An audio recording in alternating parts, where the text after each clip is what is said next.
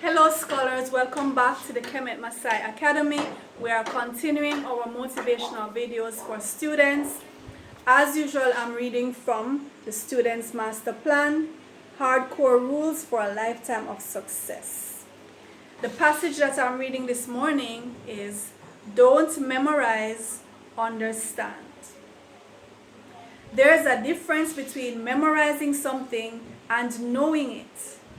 Constant repetition will force you to remember formulae, tables, dates, names, and definitions. Most people don't study for a test, they SWAT. They commit the information to memory without fully understanding the concepts or applications.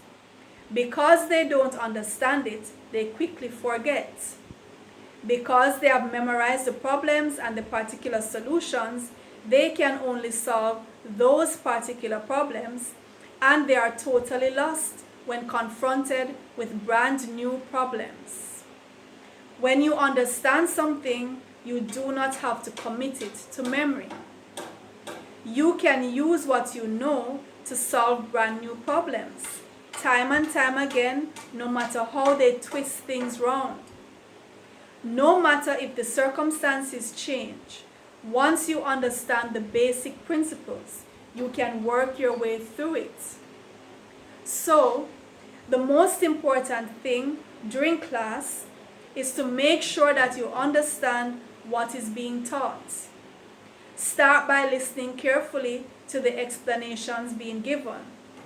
If you don't follow the logic, and if you just don't understand what is being said, raise your hand and tell your teacher, no matter how many times. Don't be afraid that your teacher will get upset. Nobody likes to be pestered, but your teacher will be happy to know that you are serious about your work. A good teacher won't mind explaining until you understand, even if she rolls her eyes to the sky a couple times.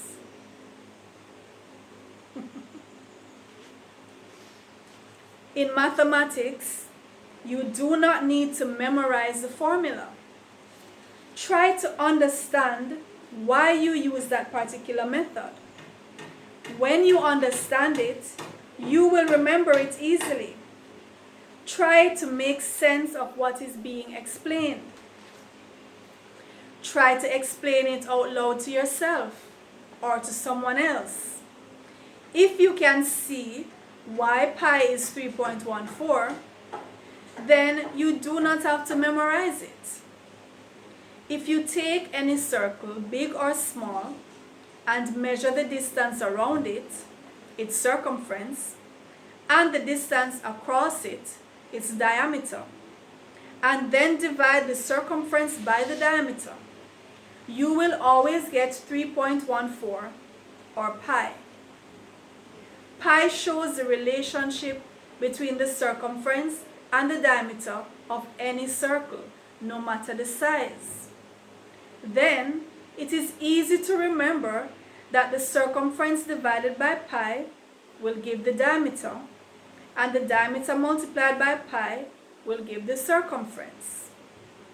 Whenever you are given a formula or an explanation, try picturing the idea in your head with your eyes closed, or drawing it on paper. Some people understand and remember things better when they are able to see a photograph or illustration, whether mentally or actually. If you are given a problem to solve, quickly make a sketch to represent the situation in your mind or on paper. Read over your notes passively and comfortably, just as you would read your storybook. Don't strain or put yourself in fighting mode, as if you are up against an enemy with your back to the wall. Your textbooks and notebooks are your friends. They will not let you down. Talk to them and cuddle them. The more you read, the more you will remember and the more you will understand.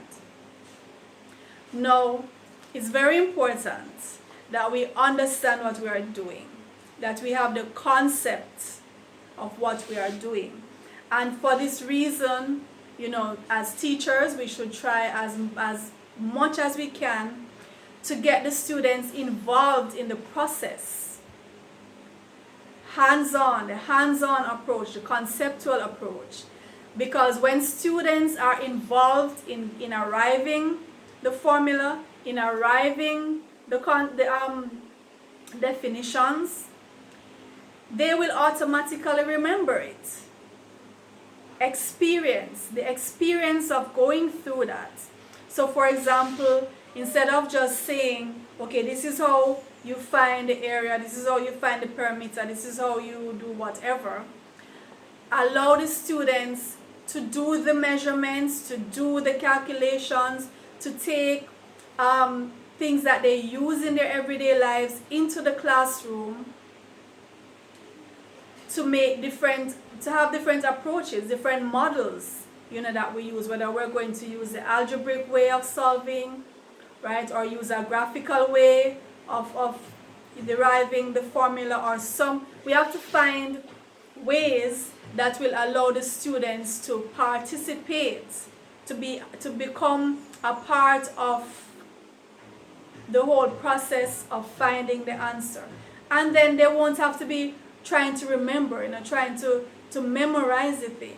Now, rote learning has a role in education. By rote learning, so I'm referring to, drills and memory, that kind of thing. I'm not saying we need to do away with that. It is important. It has a role in education. And some things, we can leave to rote. We can explain the concept, for example, of the times table, to say this number of groups of things will give that, and we can do the reverse to show the division operation, that if you divide that back into those groups, you'll get that answer. But then, once a student understands that concept, we can do the drills, we can do the timetable drills, we can do our metric drills, that kind of thing, anything that we have to configure, anything we have to translate from one to the other. That has its role, definitely has its role. But we have to try our best to ensure that the students understand what they are doing, and the more they can have objects brought into the classroom, objects that they use every day, the more they can be involved, whether they're actually using their own bodies to measure things, to be a part of the whole scenario, the problem that we're having to solve, using classmates as references, using even the names, even just saying when we're given problems, using the child's name, the classmates' names.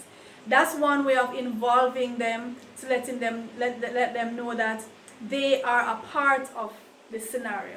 As much as we can, we have to try to involve them in the whole process, and then they won't be having to try to remember, how do I do this again, because they would have done it and it's a part of their memory, right? And when the time comes for tests or exams, they are not flustered, because they can, and they will be able to reverse their steps and go back to prove the formula, to prove the theory. They will be able to do that because they experienced it, right? So we have to, as teachers, go back to that conceptual learning, go back to making the children become involved in what they are doing in the classroom. Or if you have been motivated by this video, please share it so other students and teachers and parents may be motivated as well. Remember that on the Kemet Maasai Academy channel, we have mathematics videos from grades 4 to grade 11, so take advantage of those. Please subscribe to the channel so that, and click the notification bell so you can know as soon as a new video comes out, so you can stay on top of things, stay ahead of the class, stay ahead of your teacher. So remember, from grade 4 to grade 11, mathematics videos. And you can always listen to the motivational videos as well to stay motivated, stay inspired. As scholars, we need to take care of our mental, the mental aspect of learning. Okay, so I'll see you in the next video, and continue to thrive, continue to practice, right? Remember, we're students of life, and we're students for life, for as long as we're on the planet. I'll see you in the next video.